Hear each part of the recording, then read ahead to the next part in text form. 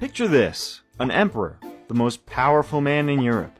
The guy whose signature could start wars, end them, and redraw the map of a continent. Now picture him writing a letter to a banker, a private citizen, and basically begging. The banker's response was polite, firm, but absolutely devastating. He reminded the emperor, in writing, that he had personally paid for his rise to power, and that without him, that crown would be sitting on someone else's head.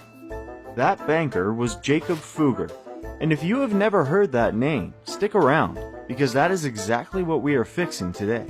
Jakob Fugger was born in 1459 in Augsburg, Germany. His father was a weaver.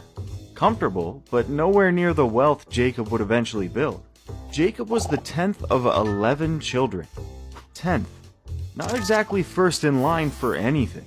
He was originally sent to a monastery to become a priest, but fate, and better career options, had other plans.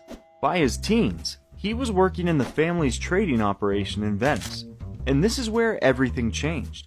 Venice in the 1470s was the financial capital of the world, the place where the smartest merchants on the planet were figuring out how money actually worked, how to track it, move it, lend it, and make it grow.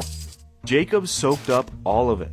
He came back to Augsburg a different person, not just a trader, a man who understood that the real product was not cloth or spice, it was money itself. And yes, I know that sounds like something someone says at a TED Talk right before they try to sell you a crypto course. But in Jacob's case, it was just true. Here's where Fugger made his first historic move. In the late 1480s, he started lending money to the Habsburgs, the royal family that basically ran Central Europe. They needed cash for wars, politics, and the endless expensive business of being royal. Jacob had cash. They had something he wanted in return: mining rights, copper and silver mines in Tyrol and Hungary. Fugger did not just get access to the mines, he took over the whole chain, digging it up, processing it, and selling it across Europe. He locked down the European copper market at a time when copper was in everything. Coins, cannons, ships. If you needed metal, you needed Fugger. He could set the price of the stuff that made every coin in your pocket and every weapon in your army.